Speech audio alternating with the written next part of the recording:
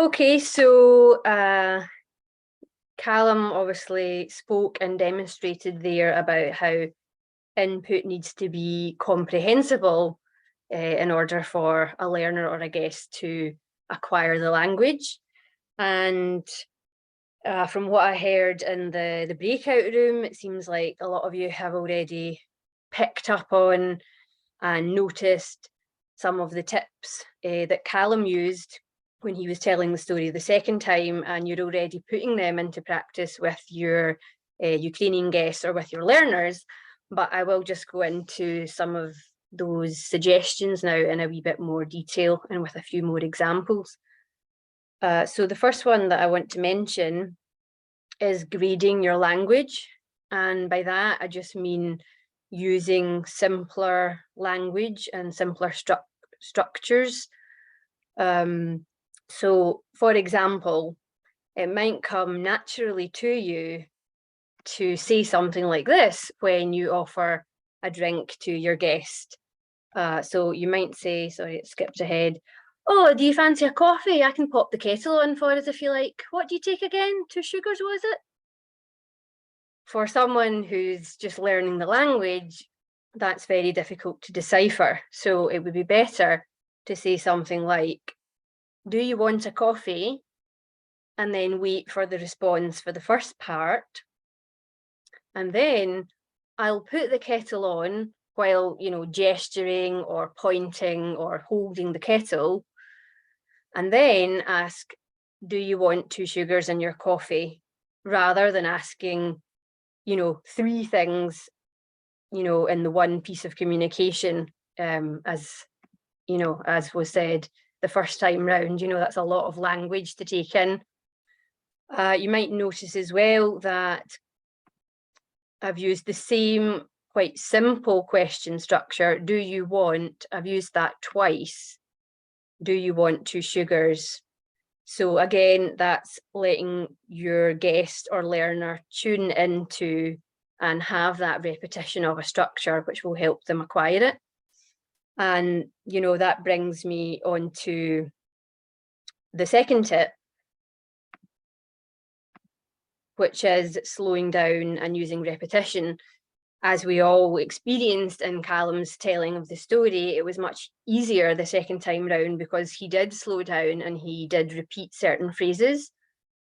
It's generally considered that to really acquire a piece of language, you need to be exposed to it and use it at least 7 times.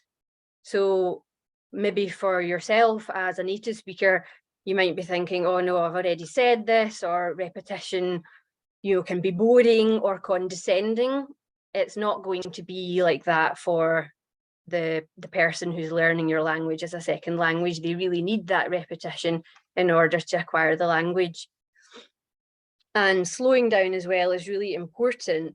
Our, Ukrainian guests and speakers of other languages may have learned English from English language learning textbooks, or from watching TV in English or online English. But, real spoken English is a lot messier than English in textbooks. And even on the TV, the conversations are much cleaner. It'll tend to be one person will speak and then another person will reply. But in real life, a lot of the time, there's sort of crossover in conversations. So real English is a lot messier, not to mention, obviously, different accents. And, as was mentioned in one of the breakout rooms, Scottish words, words local to the area. So slowing down and repetition will really help your guest tune in to that language. For example, you might say to them, do you want a coffee? That's going to be challenging for them because when we speak English, we use connected speech. As you'll see here, rather than it being, do you want a coffee, 5 words, what we actually say is essentially 2 words, do you want a coffee? And that's what they'll hear. They won't necessarily be able to distinguish between the words. Another example of you know, connected speech, we do it all the time, would be, for example, when we say like not at all, we say we write not at all, but in reality, the words are connected together. Not at all, not at all. And so really 3 words become 1 word. But the guests that we have at the moment and other learners of English, they may only ever really have seen that written down or pronounced in an audio file in a textbook, where often, you know, the connected speech maybe isn't as apparent. So that can be a challenge for learners. Another common example could be, I don't know, again, 3 words, but in reality, when we speak, we connect the words together and say, I don't know. So it really is quite challenging for learners. So in that situation, it is good that learners and guests get used and tune into the way language is spoken. But if they're having difficulty understanding, you could then repeat the same phrase, the same structure, but just more slowly. So instead of, do you want a coffee? Do you want a coffee? And then once, you know, meaning's been established and they've understood, you could then repeat it. Oh, sorry, I'm skipping ahead here. No. Sorry, I can't see. Sorry, I'll just go back. You know, you could then go back to the original way that you said it with the connected speech.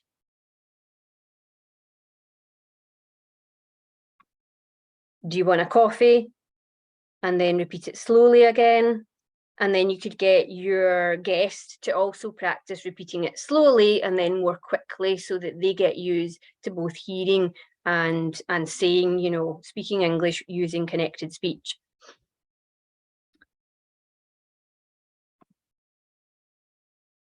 Okay, moving on to the 3rd tip, which we've already, you know, come across this evening, mime and gesture. If you, for example, were to say to your guest, oh, it's such a nice day, let's go for a swim, they might not understand very much. But if you actually gesture, you know, point to the window, look outside, oh, it's such a nice day, and also maybe exaggerate your facial expression as well, such a nice day, let's go for a swim, and actually mime swimming, then that might just be enough for them to, you know, have an understanding of what you're trying to communicate. Equally, we can also use what's known as realia. By that, I just mean props and objects that you have around the house. You can also use these as a sort of communication and teaching tool. So, for example, if you wanted to say, oh, you know, it's a hot day, is it okay if I turn on the fan? You could actually have the fan, and you can sort of exaggerate, oh, you know, it's a hot day, mime. Is it okay if I turn on the fan? And then again, you can say turn on and turn off, and exaggerate and point out the action with the object. Then you could also bring in, you know, any other objects that you have that are relevant to the situation. So for example, the phone, and again, mime, okay, turn on, turn off. And in doing so, what you're trying to communicate will be so much clearer, and it's also a little opportunity to sort of aid your guest and teach them a little bit of language. So these are the main tips for making your input comprehensible. And we're also going to share this evening some resources that you could share or use with your guest or your learners. The first are graded readers, and we'll have a little look now at what graded readers are. Essentially, they are books that have been written for learners of English as a second or foreign language, and so they have simplified grammar structures. So I'll just take you now to the website. The website, you don't need to sign up, or it's free to use, which is good. Here we go. So this is it here. They're called, it's by Bow Valley College, and they're great because they talk about real life situations that are relevant to adults, going shopping, getting a haircut, even to do with having a job. And the characters in them are from different nationalities and cultures, so they're relatable to all learners of English as a second language. And they go from level A, which is your lowest level, all the way up to level G, your advanced level. So you can start with level A with your guest or your learner. And if that seems too easy, then you can always move on to higher levels. And just to give you an example of the difference between levels, for example, at level A, most days warm. Hopefully it loads. Okay, it's also accompanied by audio. I've not shared audio, so I don't think it'll come up just now, but there is audio, so they can actually listen and read and connect that like spoken sound with the written word. As you'll see at level A, it's very short sentences, very simple sentences.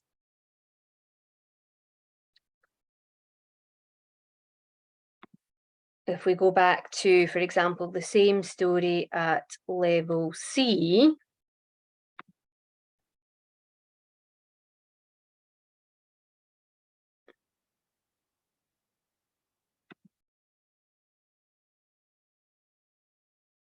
then still got some short sentences, but there's a little bit more information, and then sentences start to be a little bit longer, a little bit more complex. So the progression is quite gradual, but that can be good for learners.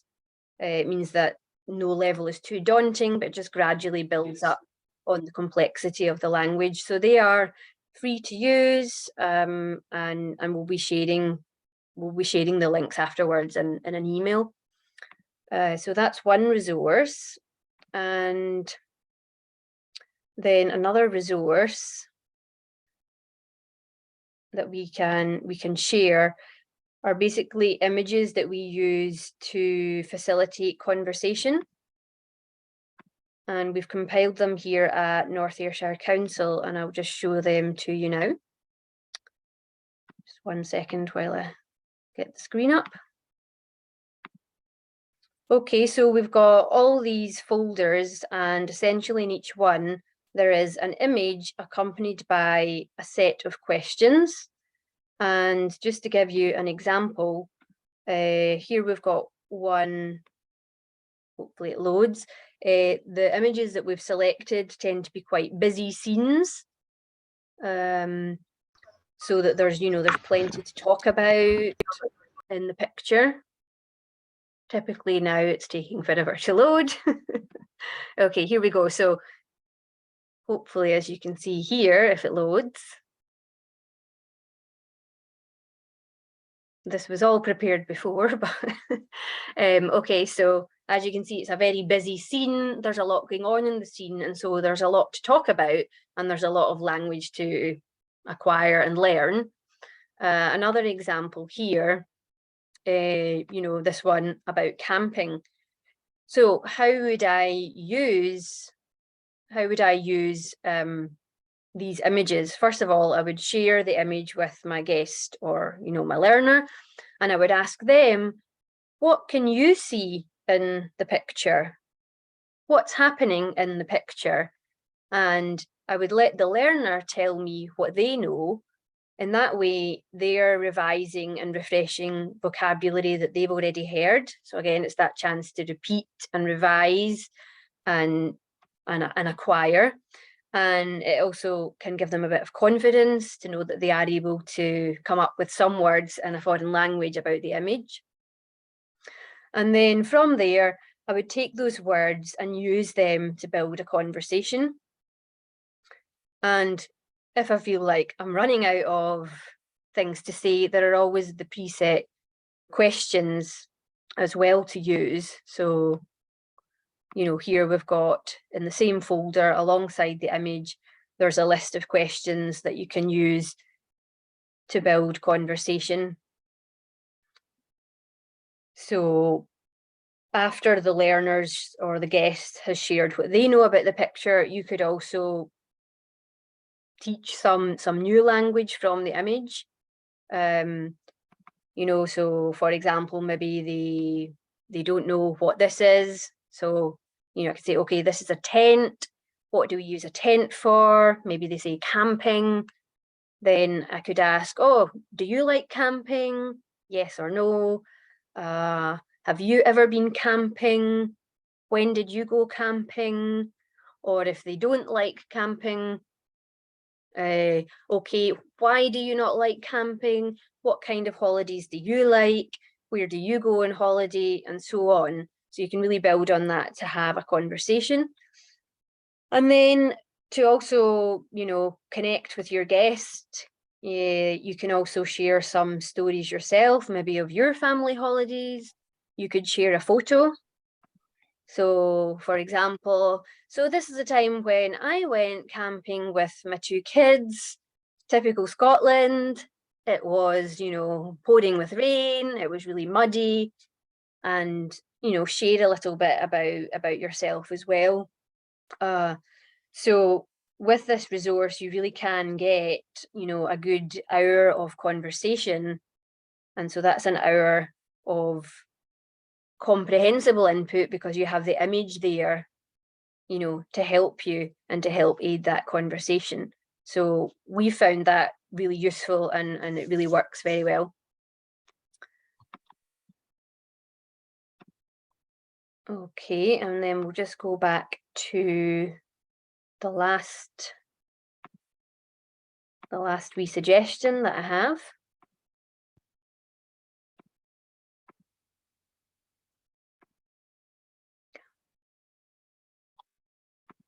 So we've spoken about the graded readers, we've spoken about, yeah, our conversation starter images and questions. And the final one that can be good is playing games with your guest. If you do have a family, you know, you could play games all together as a family. Games such as Guess Who are great because they are interactive, communicative games. So the guest is getting a chance to use the same language over and over again, that repetition, you know, and Guess Who, it's, you know, does he have, does she have, and so on. Perhaps once the guest or your learners have acquired a bit more language, then also games like Taboo and Pass the Bomb, these are word games, and they're a great way to learn and use new language. And Scrabble is very good for reinforcing spelling. And finally, card games, Happy Families or other card games, again, involve communicative language, you know, in context, like, is it my turn? Is it your turn? I'll shuffle the cards. Look, I'm shuffling the cards. So again, you're able to use English in a real and fun context.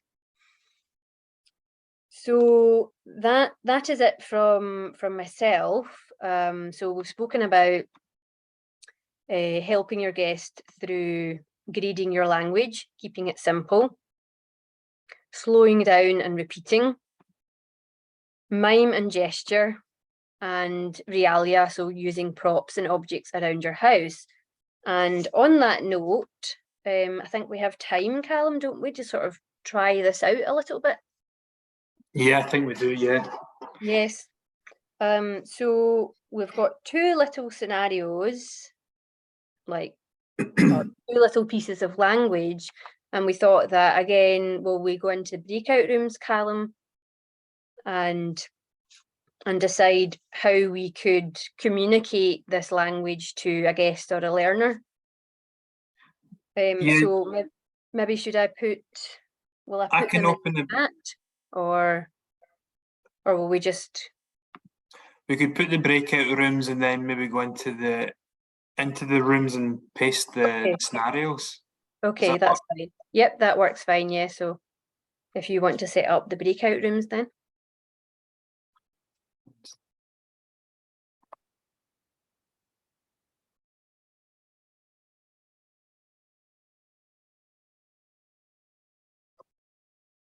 Oh.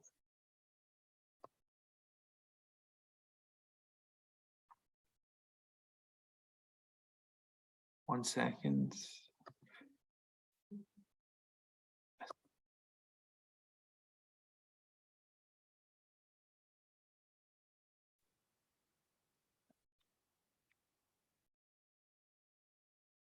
Okay, so if you click join to go into a breakout room.